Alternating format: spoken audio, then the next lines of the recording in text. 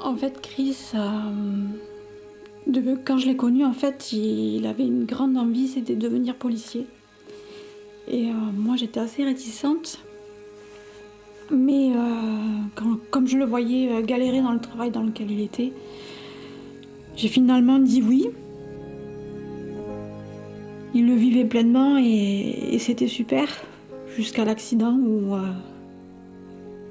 En fait, un soir, avec son collègue, son binôme, ils ont fait une course-poursuite sur un véhicule qui zigzaguait sur la chaussée. Et en fait, on ne sait comment, Chris s'est retrouvé sous la voiture, écrasé. Et quand les pompiers sont arrivés, Chris était quasi mort, quoi. Allez, on s'échange, Baptiste.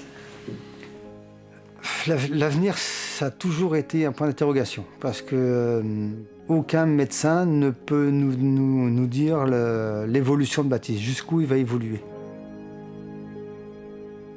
Baptiste est né avec une craniosténose, donc ce sont les os du crâne qui sont restés soudés. Donc le cerveau n'a pas pu se développer correctement. Et donc c'est à ce moment-là qu'ils nous ont dit qu'il y avait un syndrome, une maladie génétique orpheline concernant Baptiste. Agathe est née avec une anomalie chromosomique sur le 2e chromosome. Un petit morceau de chromosome qui s'est envolé. J'avais une petite fille pas comme les autres et j'étais pas un parent non plus comme les autres. Accepter, c'est un terme que moi j'emploie jamais. J'accepterai jamais le handicap de ma fille et sa maladie. Je vis avec et on l'intègre. Après, quand on parle d'acceptation, moi c'est un mot que je veux pas, que j'arrive pas à entendre. C'est quelque chose, c'est injuste. Et pourquoi moi et pourquoi elle? Donc l'accepter, non. Vivre avec, oui. Certaines personnes s'imaginent que vivre avec un handicapé, c'est être fermé et que la vie s'arrête. C'est loin d'être le cas. C'est sûr qu'on vit la vie autrement, on fait les choses autrement.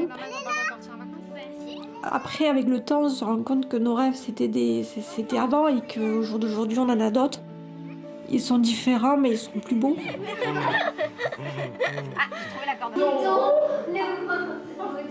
Aux 3 ans d'Agathe, on a décidé de créer une association pour pouvoir financer les différentes thérapies qui s'offraient à elle pour pouvoir lui donner le maximum d'autonomie. On a mis des petits papiers dans les boîtes aux lettres pour demander à des gens s'ils voulaient venir nous aider, donner 1 heure de leur temps dans la semaine.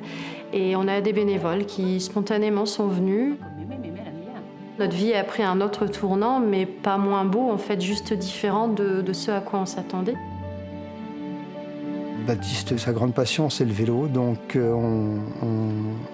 on a décidé de pouvoir faire des balades en vélo, comme tout le monde, comme toutes les familles. On s'est dit pourquoi pas nous. Baptiste nous rend heureux. C'est de la joie différente. Par exemple, le premier jour où il s'est mis debout, pour nous, c'est comme s'il avait réussi son bac. C'était quelque chose parce qu'on nous avait dit jamais il sera debout. Notre joie, c'est ça. C'est une joie peut-être un petit peu différente, mais on arrive bien sûr à être très heureux avec lui.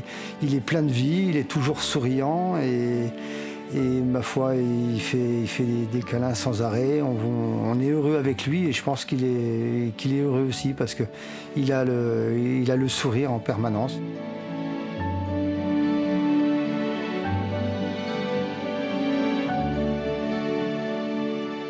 La MGP m'a permis d'acheter ce vélo et de faire des superbes promenades en famille avec Baptiste. En France, la prise en charge du handicap est assez compliquée et nous, on s'est vraiment tourné vers l'étranger où il y a des choses qui sont proposées et qui sont vraiment très innovantes. Et ça, c'est pas pris en charge par la sécurité sociale française.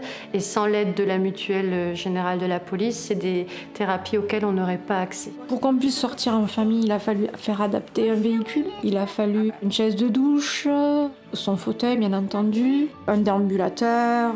Et c'est vrai que la MGP nous a toujours bien soutenus sur tout ce qu'on avait demandé, tout ce dont on avait besoin. Et ça, c'est rare.